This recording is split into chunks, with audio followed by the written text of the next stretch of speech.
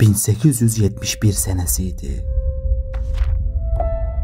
Osmanlı İmparatorluğu'nun başında devrin en güçlü padişahlarından Sultan Abdülaziz bulunuyordu.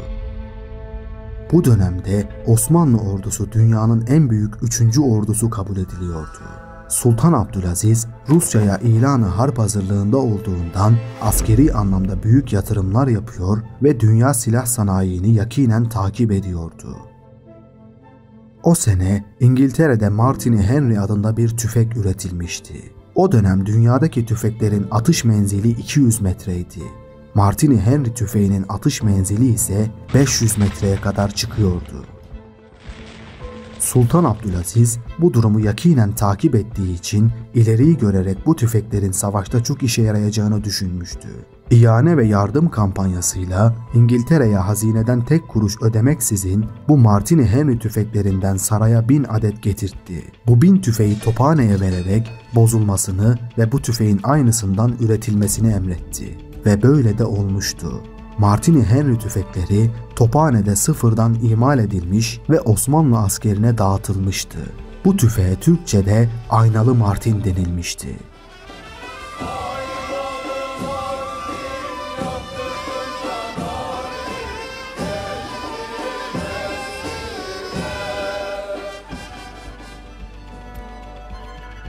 Osmanlı ordusu hazırdı. Rusya'nın Osmanlı karşısında hiçbir şansı olmadığı düşünülüyordu. Sultan Abdülaziz'in saltanatının son aylarında Balkanlarda patlak veren isyanlar neticesinde Balkanlar adeta kaynamaktaydı. Balkanlardaki isyanları tetikleyen en büyük faktör ise Çarlık Rusyası'ydı. Çarlık Rusyası'nın tahrikleri neticesinde Balkan milletleri iyice kendilerinde kuvvet bulmuşlardı. Sultan Abdülaziz'in saltanatının son zamanlarına gelen bu isyanlar ortalığı iyice kısıştırmıştı. Bir yandan meşrutiyet isteyen genç Osmanlılar ve Mithat Paşa taifesi, bir yandan Balkanlarda ayaklanan milletler.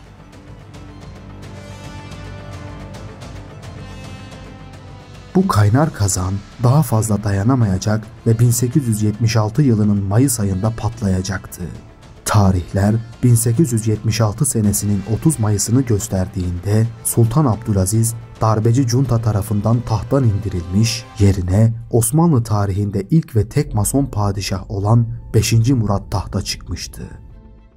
Kılıç alayı bile yapılamayan padişah Sultan 5. Murat 93 gün süren saltanatının ardından Mithat Paşa ve taifesi tarafından tahttan indirildi. Yerine Maslak Köşkü'nde görüştükleri ve anlaştıkları kardeşi Şehzade Hamit Efendi 2. Abdülhamit olarak tahta geçti.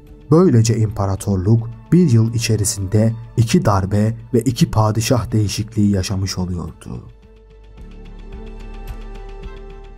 2. Abdülhamit 31 Ağustos 1876'da Osmanlı tahtına geçiyor ve imparatorlukta tamamıyla farklı bir dönem başlıyordu.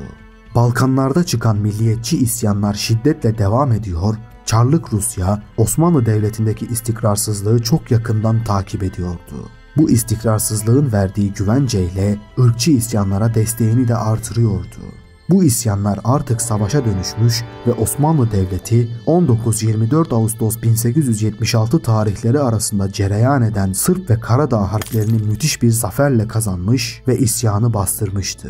Ancak Rusların istekleri halen aynı durumdaydı. Yaklaşık 10 gün süren bir ateşkesin imzalanmasının ardından Bab-ı Ali'nin şartlarını çok ağır bulan Balkan devletleri mütareke yapılmasına rağmen 22-30 Eylül arasında Osmanlı mevzilerini top ateşine tuttular. 30 Eylül'de ise Sırpları kumanda eden Rus General Çernayev asıl tasarladığı taarruza kalkıştı. Çernayev bu saldırıda büyük bir zafer kazanacağı inancındaydı. Ordusunun mevcudu 60.000'i bulmaktaydı. Alep Sinak mevkii konumunda şiddetle başlayan bu savaş kısa bir sürede Sırpların hezimetiyle sonuçlandı. Sırp ordusu ağır bir zayiat verip korkunç bir şekilde ve panik halinde kaçtı. Aleksinak zaferi ile de 1815 yılından beri özerk olan Belgrad yolu Osmanlılara açılmış bulunuyordu.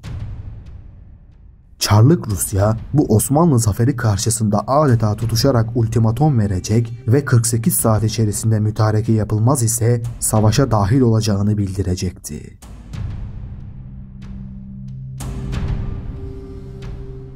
Çarlık Rusyası'nın kısmi bir seferberlik ilan ederek savaşa hazırlanması ise İngiltere'yi telaşlandırdı. İngiltere hemen devreye girerek Osmanlı'nın payitahtı İstanbul'da bir konferans düzenlenmesini teklif etti ve bunu her iki tarafa da kabul ettirdi.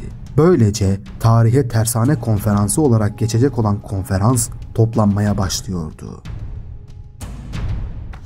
Nihayet 23 Aralık 1876 tarihinde Tersane Konferansı Kasımpaşa'daki Bahriye Nezaretinde başladı ve aynı gün aynı saatlerde meşrutiyet rejimi ilan edildi. Meşrutiyeti aynı gün ilan etmenin sebebi ise Avrupalı devletlerin konferansta desteğini alabilmekti. Yani bir nevi bakın biz de sizin gibi olduk demekti. Ancak bu pek de işe yaramayacaktı. Avrupalı devletler meşrutiyetin ilan edildiğini duyunca Hariciye Nazırı Saffet Paşa'ya çocuk oyuncağı demişlerdi. Kararlarda da etkisi olmayan meşrutiyetin ilanı sonucunda Avrupalı devletler Sırbistan ve Karadağ'ın bağımsızlığını istemiş, Bosna Hersek ve Bulgaristan için ise özerklik talebinde bulunmuşlardı. Osmanlı Devleti'nin kazandığı bir savaşta bu tip bir barışı Çarlık Rusyası'nın zoruyla dahi olsa kabul etmesi beklenemezdi. Zaten kabul de edilmedi. Ancak bir Osmanlı-Rus savaşının çıkmasını ne Osmanlı padişahı ne Rus çarı istemekteydi. Fakat devlet adamları ortalığı karıştırmaktaydılar. Özellikle Osmanlı cephesinde Mithat Paşa ve taifesinin bulunduğu grup "Biz Anadolu'ya 300 çadırla geldik, 300 çadır kalıncaya değin savaşırız" gibi altı boş sözler söylüyor ve savaş naraları atıyorlardı. Talebeleri de sürekli olarak ayaklandıran Mithat Paşa onları saraya yürütüp "Savaş isteriz" naraları attırıyordu. Hatta daha da ileri giderek Sultan Hamid'i savaş yanlısı olmamasından ötürü Rus dostu ilan edecek ve 5. Murad'ın iyileştiğini alttan alta yayacaktı. Ortalık iyice kızışmaya başlıyordu. Savaş artık çok yakındı. Meclisi açan Sultan Abdülhamid'in Meclis-i Mebusan kapanana kadar olan icraatlerden sorumlu olmadığını söylemek yanlış olmaz. Bunun sebebi ise meclisin iyiden iyiye kontrolü eline almasıdır. Meclis kontrolü eline almış ve bu sayede her dediğini yaptırır hale gelmişti. Padişah adeta bir kukla görevi görüyordu. Çarlık Rusyası'nın oldukça güçleneceğini bildiğinden savaşın çıkmasını istemeyen İngiltere tarafları 1877 yılının baharında Londra'da toplandı. 31 Mart 1877'de Londra Protokolü olarak tarihe geçen bu anlaşma İngiltere, Almanya, Rusya, Fransa, Avusturya, Macaristan ve İtalya arasında imzalandı. Bu anlaşma Tersane Konferansı'nda alınan kararlardan çok daha hafifti. Birkaç Balkan eyaletinde Hristiyan tebaaya yapılacak olan ıslahat karşılığında Avrupalı devletler Osmanlı'nın toprak bütünlüğünü Rusya'ya karşı garanti altına alıyordu. Buna rağmen Osmanlı Devleti Meclis-i Mebusan'ı yani Bab-ı Ali bu protokolü reddetti. Bunun üzerine Çar, Londra protokolünün reddedilmesinin ardından savaş yanlısı olmadığını göstermek için Nikşik beldesinin Karadağ'a verilmesini ve barış yapılmasını talep etti. Çar II. Alexander da II. Abdülhamit gibi savaş yanlısı değildi. Ancak bir şey yapıp kamuoyunu yatıştırması gerekiyordu. Bunu da Nikşik beldesiyle yapacaktı. Ancak bu teklifin de meclis tarafından reddedilmesi savaşın kapılarını ardına kadar açacaktı. Rusya, Nikşik kazası teklifinin de reddedilmesi üzerine 24 Nisan 1877'de Şark meselesini halletmek ve Osmanlı tebaası Hristiyanları korumak iddiasıyla Osmanlı Devleti'ne harp ilan etti. Böylelikle Türk tarihine 93 Harbi olarak geçen Osmanlı-Rus Savaşı başlamış oldu.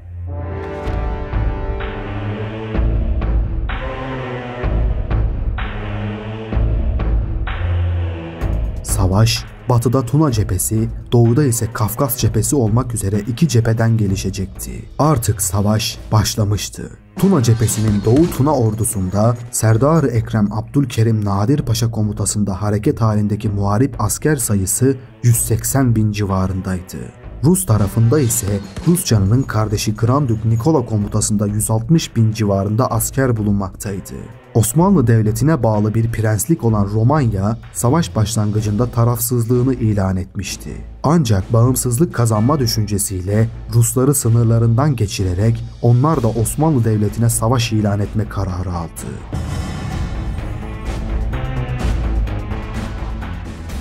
Bu sırada Yıldırım Harekatı'yla ilerlemekte olan Ruslar 27 Haziran'da Ziştovi'yi, 1 Temmuz'da ise Tırnava ve Yıldırım Bayezid Han Yadigarı Nibolu'yu işgal ettiler.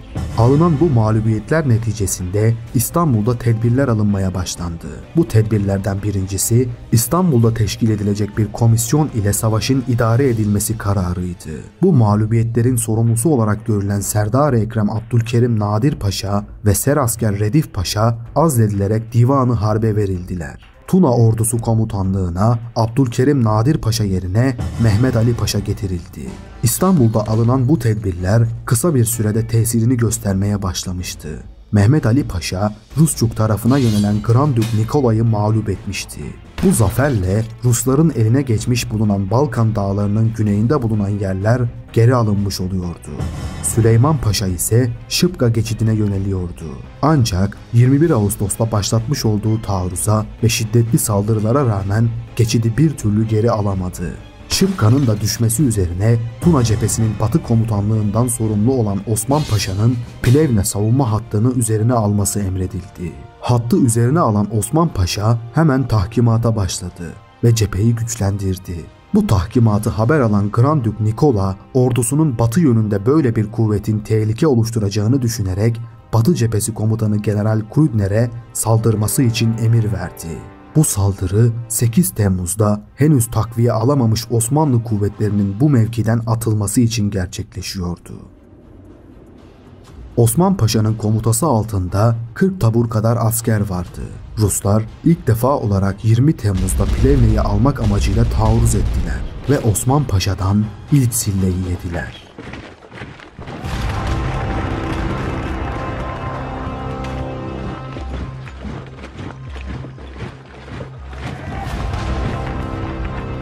Osman Paşa ordusunun elindeki tüfekler aynalı Martin diye anılan Martini Henry tüfekleriydi ve menzili 500 metreydi.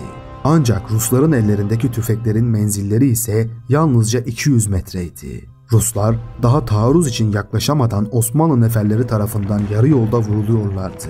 Ruslar kolay bir şekilde başarı elde edebileceklerini sandıkları bu çarpışmadan büyük bir bozgunla ayrıldılar. 74'ü subay olmak üzere yaklaşık 3000 kayıp verdiler.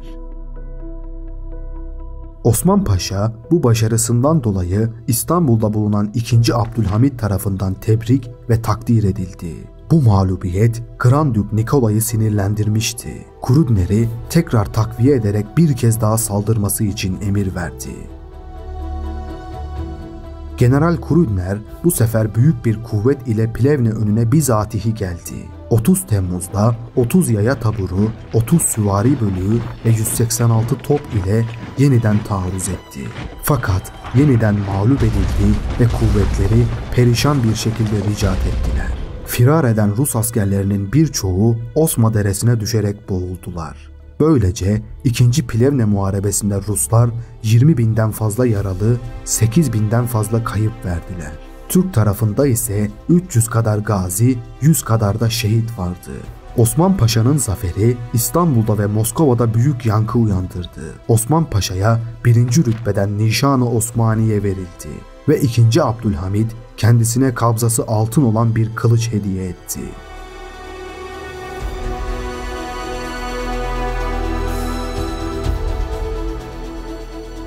Rus çarı bu yenilgiden sonra bir telgraf göndererek Romanya'yı yardıma çağırdı. Romanya kralı Karol yardım çağrısını kabul etti ve ordusu ile birlikte yeni Rus askerleri gönderilerek birlikte aynı cepheye kaydırıldı. Bu ittifak neticesinde Osman Paşa'nın karşısında 100.000'i aşan bir ordu ile 432 adet top bulunuyordu. Ruslar ve Romenler ittifak sonucunda bu sefer işi ciddiye aldılar.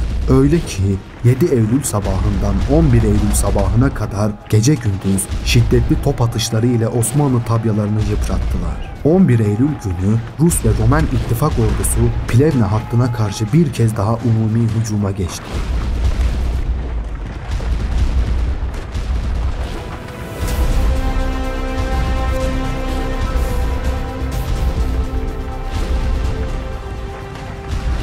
Akşama kadar devam eden çok şiddetli savaş sonucunda Ruslar ve Romenler bir kez daha mağlubiyet aldılar. 3'ü general olmak üzere 300'den fazla subay ve 15.000 asker kaybederek geri çekilmek zorunda kaldılar.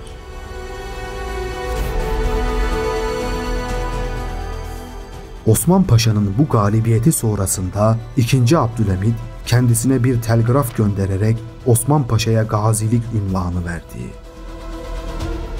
Plevne önünde toplamda 50.000 asker kaybeden Ruslar oranın savaş yoluyla alınamayacağını anladılar. Bundan dolayı kaleyi kuşatma kararı aldılar. Plevne'yi dört bir yandan sardılar.